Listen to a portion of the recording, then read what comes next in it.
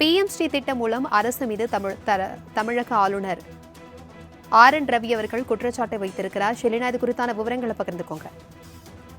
ஆசிரியர் தினத்தை முன்னிட்டு சென்னை கிண்டியில் இருக்கக்கூடிய ஆளுநர் மாளிகையில் எண்ணி துணிக என்ற தலைப்பில் பல்வேறு ஆசிரியர்கள் கலந்து கொண்டிருக்கக்கூடிய கலந்துரையாடல் நிகழ்ச்சி என்பது நடைபெற்று வருகிறது.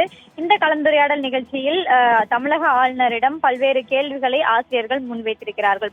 குறிப்பாக புதிய கல்விக் கொள்கை குறித்தாக கேள்வியும், அதே போல பிஎம்ஸ்ரீ திட்டம் குறித்தாக கேள்வியும் முன்வைத்திருந்த நிலையில் இதற்கு பதிலளித்த ஆளுநர், பிஎம்ஸ்ரீ பள்ளி திட்டம் என்பது கற்பித்தல் மற்றும் கற்றலுக்கான முன்னோக்காக செல்லக்கூடிய திட்டமாக இருக்கக்கூடும் என்றும், இந்த திட்டம் மேம்படுத்தப்பட்ட கற்றல் மற்றும் கற்பித்தல் பற்றி மாணவர்களிடையே பல்வேறு அறிவு சார்ந்த விஷயங்களை தூண்டுகிறது என்றும் குறிப்பிட்டிருக்கிறார்.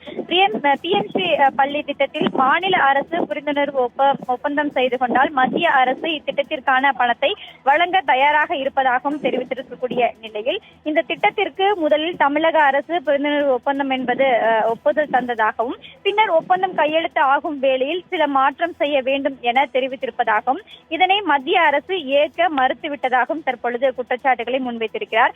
மற்ற திட்டங்களுக்கு மத்திய அரசு தொடர்ந்து நிதி வழங்கி வருவதாகவும், பிஎம்ஸ்ரீ திட்டத்தை பொறுத்தவரையிலும் ஒப்புதல் பெற்றுக்கொண்டு கையெழுத்திட்ட மாநிலங்களுக்கு மட்டுமே நிதி ஒதுக்கப்பட்டிருப்பதாகவும் குறிப்பிட்டிருக்கிறார். இத்திட்டத்தில் தமிழ்நாடு அரசு ஆதரவும் அளிக்கவில்லை, நிராகரிக்கவும் இல்லை எனவும், பிஎம்ஸ்ரீ திட்டத்தை பொறுத்தவரையிலும் பள்ளி முன்னேற்றத்திற்கான சிறந்த கற்றல் நுட்பங்களுக்கான தங்களை மேம்படுத்திக் கொள்ளும் என்றும் தெரிவித்திருக்கிறார்.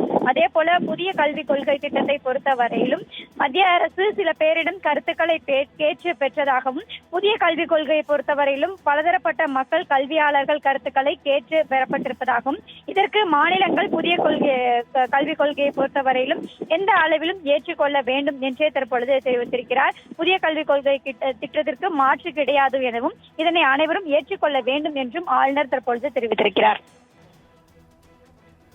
தகவல்களுக்கு நன்றி ஷெலினா.